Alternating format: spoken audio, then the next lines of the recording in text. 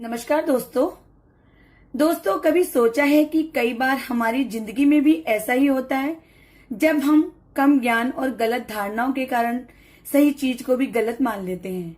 कई बातों पर भरोसा ही नहीं कर पाते कि वे सही भी हो सकती हैं। उम्र और समय के साथ जब हमें ज्ञान हो जाता है तब हमें एहसास होता है कि उस वक्त हम कितना गलत थे। एक बार एक लड़का अपने परिवार के साथ रहता था। उसके पिता जौहरी थे। एक दिन उसके पिता बीमार पड़ गए। धीरे धीरे उनकी हालत बिगड़ती गई और अंत में उनका निधन हो गया। पिता के निधन के बाद परिवार पर आर्थिक संकट आ गया। ऐसे में मां ने घर चलाने के लिए बेटे को अपना एक कीमती हार दिया और कहा कि इसे अपने चाचा की दुकान पर दिखा देना। वे भी एक जौहरी हैं, इसे बेचकर जो पैसे मिलेंगे वह ले आना। लड़के ने अपने चाचा को जब यह हार दिखाया तो चाचा ने हार को अच्छे से देखा और कहा कि अभी बाजार बहुत मंदा है, इसे थोड़ा रुक कर बेचना तो अच्छे दाम मिल जाएंगे। फिलहाल तो तुम मेरी दुकान पर नौकरी कर लो। वैसे भी मुझे एक भरोसेमंद लड़के की जरूरत है। लड़का अगले दिन से दुकान का काम सीखने लगा। वहां उसे हीरो व रत्नों की परख का काम सिखाया गया। अब उस लड़के के घर में आर्थिक समस्या नहीं रही।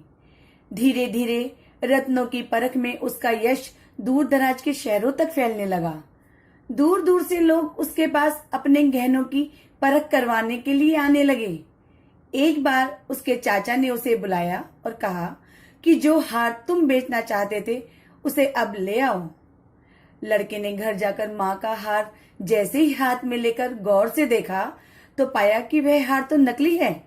वह तुरंत दौड़कर चाचा के यहाँ पहुंचा और उनसे पूछा कि आपने मुझे तभी सच क्यों नहीं बता दिया जब मैं इस हार को बेचने के लिए आया था।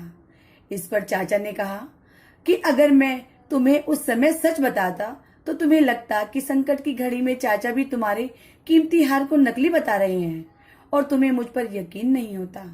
लेकिन आज जब तुम्हें खुद ही गहनों को परखने का ज्ञान हो गया है तो अब तुम खुद ही असली नकली की पहचान कर सकते हो। दोस्तों कभी सोचा है कि कई बार हमारी जिंदगी में भी ऐसा ही होता है जब कम ज्ञान और गलत धारणाओं के कारण हम सही चीज को भी गलत मान लेते हैं। कई बातों पर भरोसा ही नहीं कर पाते कि वे सही भी हो सकती हैं।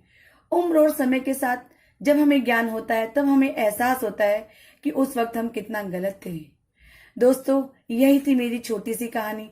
आपको कैसी लगी कमेंट्स के माध्यम से जरूर बताना। साथ ही मेरे चैनल को लाइक करना, शेयर करना और सब्सक्राइब करना मत भूलना। आप सभी का बहुत बहुत धन्यवाद।